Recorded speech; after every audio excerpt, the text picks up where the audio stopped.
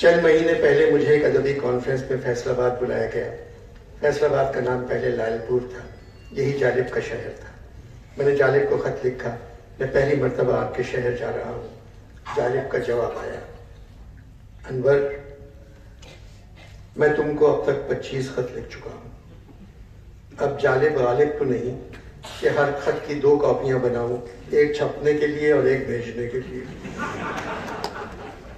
اگر میرے خط تمہارے پاس محفوظ ہیں تو کسی یہاں آنے والے شاعر یا ادیب کے ہاتھ بھجوا دینا، کیونکہ یہ خط تمہارے یہاں کون چھاپے گا؟ اگر کسی کو معلوم ہو گیا کہ میرے خطوط تمہارے پاس ہیں تو پھر ضرور چھاپے پڑنا شروع ہو جائے گا۔ لال پور کا نام جب تم لوگوں نے فیصل آباد رکھ دیا تو میں نے وہ شہر چھوڑ دیا۔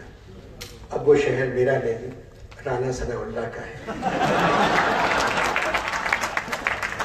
تمہارے خط سے پاکستان کے حالات معلوم ہوئے،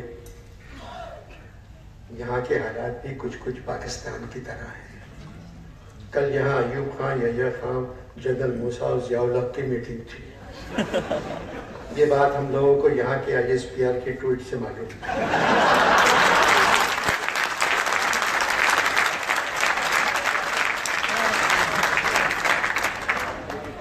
صدیق صالح یہاں کے ISPR کے انچارج۔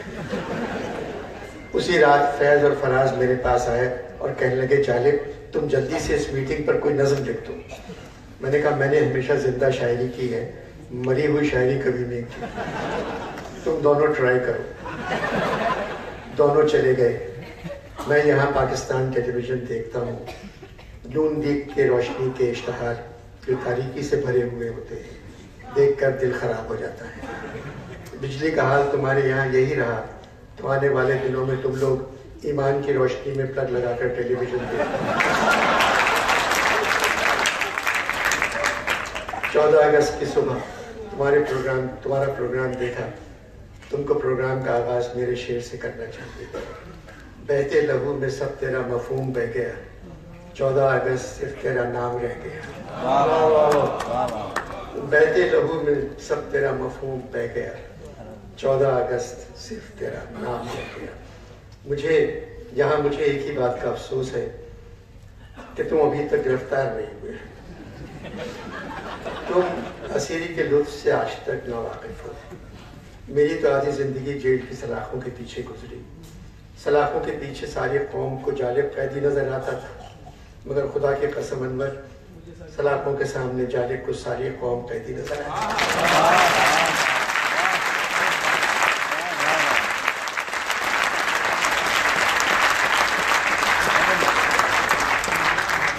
میرے ایک رشتہ دار ہیں، ان کے یہاں بیٹی پیدا ہوئی ہے۔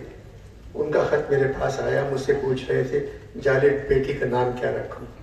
میں نے خط میں لکھ کے کہا اس کا نام فیصلہ رکھ دو، کم سے کم محفوظ تو رہے گی۔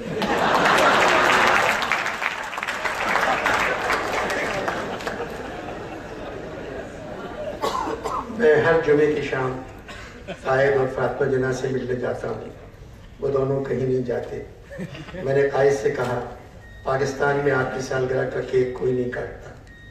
قائد نے کہا جالب میں نے پاکستان ایک کیک کی طرح اس قوم کو پیش کیا تھا جس کو 1971 میں کاٹ دیا گیا۔ آدھا کیک بنگلہ دیش بن گیا، آدھا مغربی سیاستدان کھا گئے۔ ہم لوگ پاکستان کی باتیں کرنے لگے، اتنے میں رئیس امروی بھی آ گئے۔ یہ بھی جمعے کی شام قائد سے ملنے آ جاتے ہیں۔ محترمہ فاطمہ جناح نے کہا ہمیں تو یہ بھی نہیں معلوم لوگ اب قائد کے مزار پر بھی جاتے ہیں یا نہیں۔ رئیس نے اپنے 4 مصرے سنائے۔ بہت سے لوگ جدائی میں جان کھوتے ہیں، بہت سے عشق سے نوکے مشا بھگوتے ہیں، بہت سے لوگ جنہیں ضبط غم کے دعوے تھے مزار قائد اعظم پہ جا کے روتے ہیں۔ واہ واہ واہ۔ تھوڑی دیر خاموش رہنے کے بعد قائد نے پوچھا رئیس مہاجروں کا کیا حال ہے؟ رئیس صاحب نے کہا قائد لندن میں تو مہاجر خوش ہیں۔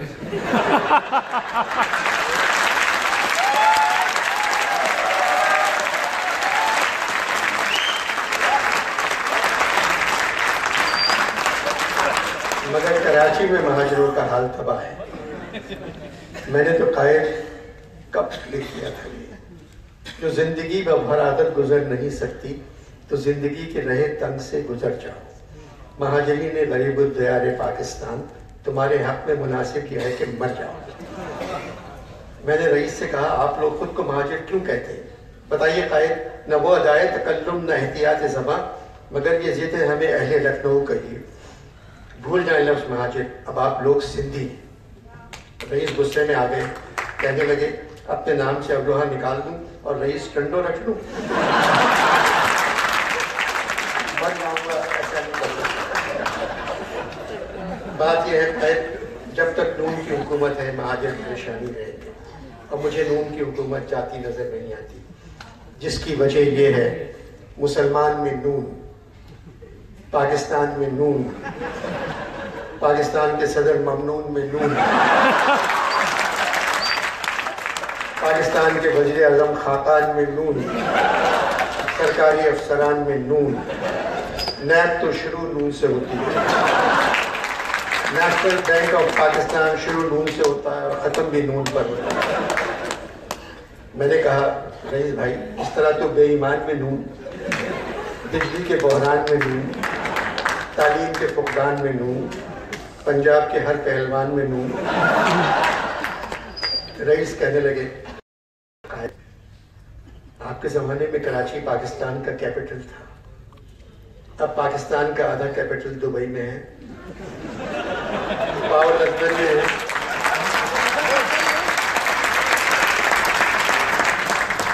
قائد آپ کے زمانے میں کراچی پاکستان کا کیپٹل تھا، اب پاکستان کا آدھا کیپٹل دبئی میں ہے، پاور لندن میں ہے، پاور جنیوا میں ہے، سارا قومی خزانہ ملک سے باہر ہے اور وزیر خزانہ تقریباً اندر۔ یہ ہے آپ کا پاکستان۔ دہشت گرد جب چاہتے ہیں ہزاروں بے گناہ مار دیتے ہیں۔ فاطمہ جناح نے کہا مسلم لیگ نون دہشت گردوں کے خلاف کیوں نہیں کھڑی ہوتی؟ رئیس بولے صرف اس لیے محترمہ کہ طالبان میں بھی نون ہے۔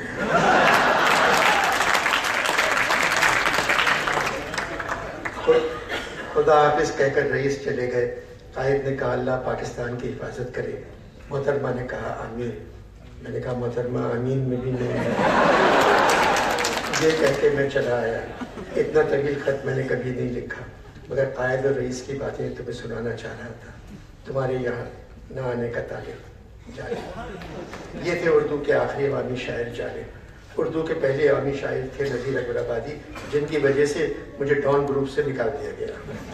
میں حریت اخبار کا میگزین ایڈیٹر تھا۔ نذیر اکبر آبادی کی برسی کے دن میں نے ان کا آدمی نامہ لکھ کر کاتب کو دے دیا۔ آدمی نامہ دال کو میں نے ذرا سا سیدھا لکھ دیا، کاتب سمجھا رے ہے، اس نے آدمی نامہ لکھ کے نظر چھوڑا۔ ضیاء الحق کی حکومت تھی۔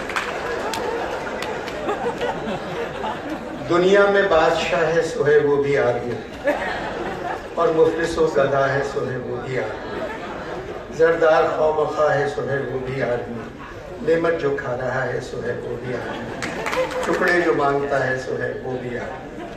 اب ضیاء الحق کے مسجد بھی آرمی نے بنائی ہے یہاں میاں، بنتے ہیں آرمی ہی امام اور خود بخود، پڑھتے ہیں آرمی ہی نماز، پڑھتے ہیں آرمی ہی قرآن اور نماز یہاں، اور آرمی ہی ان کی چلاتے ہیں جوتیاں، اور جو ان کو تاڑتا ہے سو ہے وہ بھی آدمی۔ فرعون نے کیا تھا جو وعدہ خدائی کا، شداد بھی بہشت بنا کر ہوا خدا، نمرود بھی خدائی کہا جاتا برملا، یہ بات ہے سمجھنے کی آگے کہوں میں کیا، یہاں تک تو ہو چکا ہے سو ہے وہ بھی آدمی۔ آخری بند تھا اشراف اور کمینے سے لے شاختہ وزیر، ہے آدمی ہی صاحب عزت بھی اور عقیر، یہاں آدمی مرید ہے اور آدمی ہی پیر، اچھا ہی آدمی ہی کہا جاتا ہے نذیر، اور سب میں جو برا ہے سو ہے وہ بھی آدمی۔ حریت کے مالک تھے Mahmood Haroon, interior minister, general Mujib ur-Rahman information کے وزیر تھے، میرے بڑے بھائی انفارمیشن کے سندھ کے سیکٹری تھے۔ حمید ہارون میرے پاس آئے، بولے تمہارے میگزین میں کیا چھپ گیا؟ میں نے کہا کاتب کی غلطی۔ کاتب کو بلایا تو معلوم ہوا اور رات ہی میں بیوی بچوں کے ساتھ میرپور خاص چلے گئے۔ میں نے جنرل مجیب کو فون کیا اور کہا سر صرف کتابت کی غلطی ہے، ہماری آرمی میں کوئی غلطی نہیں ہے۔ انہوں نے غصے سے فون بند کر دیا۔ 2 دن یہ ہنگامہ چلتا رہا، جنرل ضیاء کو اطلاع کر دی گئی کہ مجھے ملازمت سے الگ کر دیا گیا ہے۔ ایسے کاتب کی غلطی نہیں تھی، میں نے جان بوجھ کر دال کی جگہ لائی.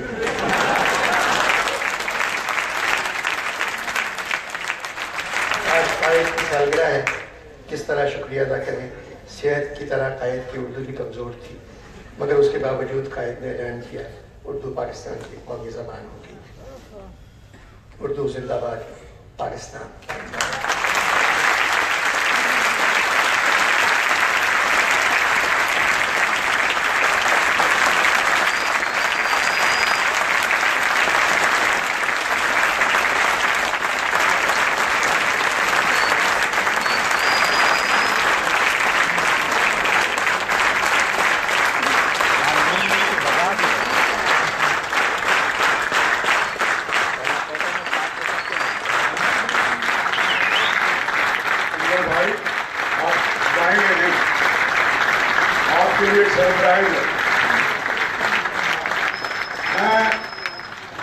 صرف آپ کو یہ بتا رہا ہوں انور بھائی کہ پاکستان میں یا ہندوستان میں اردو کو ایز اے پروڈکٹ یا ایز اے برانڈ بنانا ایسی ہے جیسا کہ آپ خود بتائیں کیسی ہے.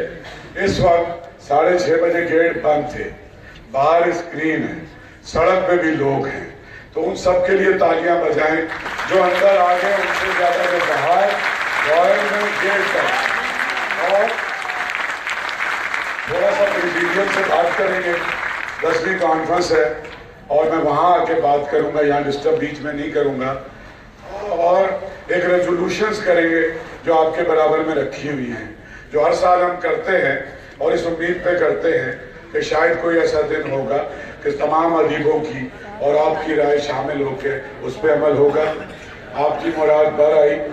آج کئی ہزار لوگوں نے یہاں محمد علی جناح کا کیک کاٹا، پاکستان کے جھنڈے لہرائے اور اس بات کا عہد کیا کہ صرف محمد علی جناح کے پاکستان پہ ہم بلیو کرتے ہیں، اور جن لوگوں کی آپ بات کر رہے ہیں ان کے پاکستان پہ بلیو نہیں کرتے.